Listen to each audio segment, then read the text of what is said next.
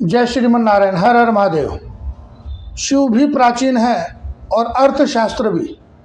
दोनों में फर्क सिर्फ इतना है, शिव सदाशिव है और अर्थशास्त्र समय के अनुसार बदलता रहता है। अभी वर्तमान में अर्थशास्त्र ने आधुनिक स्वरूप को धारण कर लिया है। शिव वही है पर अर्थशास्त्र बदल गया है। अर्थशास्त्र ने आधुनिक स्वरूप को धारण कर लिया है। इन दोनों में परस्पर विरोधाभास है, मगर फिर भी एक समानता है। शिव भी कल्याण करते हैं और अर्थशास्त्र भी कल्याण करता है। दोनों का मनुष्यों से गहरा संबंध है। शिव कल्याण करते हैं और आधुनिक अर्थशास्त्र भी मनुष्य की सुख सुविधाओं की पूर्ति करके उनको सुख देता है। दोनों का काम सुख देना है। हमें विचार करना है शिव की वह कौन सी विशेषता है जो अर्थशास्त्र में भी है। मित्रों, अर्थशास्त्र मानवीय आवश्यकताओं पर काम करता है। अर्थशास्त्र का विषय ही यही है, मानवीय आवश्यकताएं। मनुष्य को अपने जीवन के निर्वाह के लिए बहुत सारी वस्तुओं की आवश्यकता पड़ती है। भोग विलास के लिए भी बहुत सारी वस्तुओं की आवश्यकता पड़ती है और अपनी आवश्यकताओं के अनुसार वह उसमें वृद्धि भी करता है और क्षमता के अनुसार उन सुख सुविधाओं में वृद्धि भी होती है। अर्थशास्त्र इन्हीं मानवीय आवश्यकताओं पर काम करता है। मनुष्य के जीवन को सुखमय बनाने के लिए, उसकी भोग विलास की वस्तु में वृद्धि करने के लिए, अथवा वह अपनी क्षमता के अनुसार अपने भोग विलास में या अपने जीवन को जीने के तरीके में संसाधनों की वृद्धि कर सके, इन विषयों पर अर्थशास्त्र काम करता है। उन वस्तुओं का निर्माण और उनका बेचान यह अर्थशास्त्र का मुख्य कार्य है। अर्थशास्त्रियों का विचार है देश की तरक्की के लिए सुदृढ़ व्यापार का होना परम आवश्यक है। वह सुदृढ़ व्यापार हमें कहाँ से मिलेगा? बोले मनुष्यों से। मनुष्यों को अपने जीवन का निर्वाह करने के लिए जिन वस्तुओं की आवश्यकता पड़ती है, आप उनका निर्माण करें और उनका बेचान करें। ऐसा करने पर निश्चित रूप से देश की आर्थिक उन्नति होगी, मनुष्य को भी सुख मिलेगा और देश की आर्थिक उन्नति भी होगी। परंतु इस उन्नति में मानव समाज को अर्थशास्त्र कहाँ तक फायदा पहुँचा रहा है, यह वर्तमान समय में देखने में नहीं आता।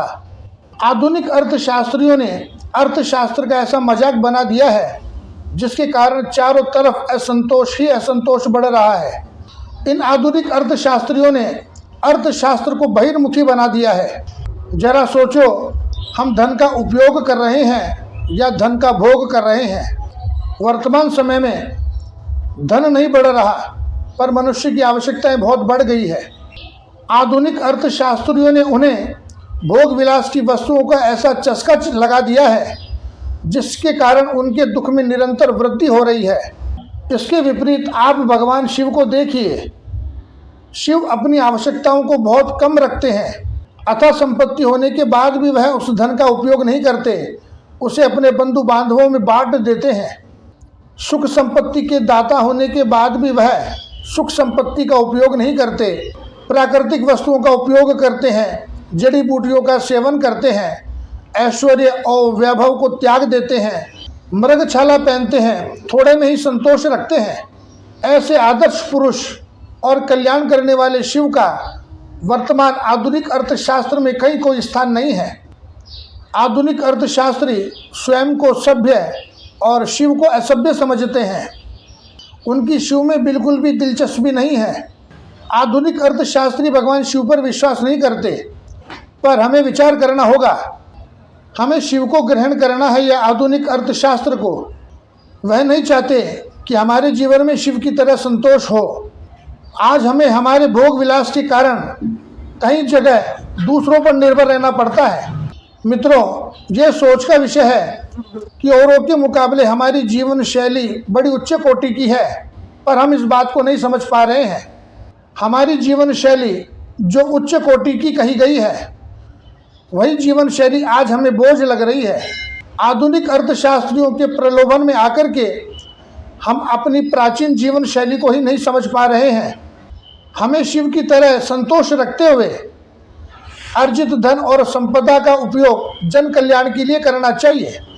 क्या हम शिव की तरह संतोष रखते हुए अपनी धन और संपदा का उपयोग जन कल्याण के लिए कर सकते हैं? सादगी से रहना क्या हमारा आदर्श बनेगा? विदेशी वस्त्रों को छोड़कर क्या हम स्वदेशी वस्त्रों को ग्रहण करेंगे? मसालेदार चटपटे व्यंजनों को छोड़ करके क्या हम सात्विक आहार पर ध्यान देंगे? आधुनिक अर्थशास्त्री तो हर एक वस्तु के निर्माण और बेचान को व्यापार मानते हैं।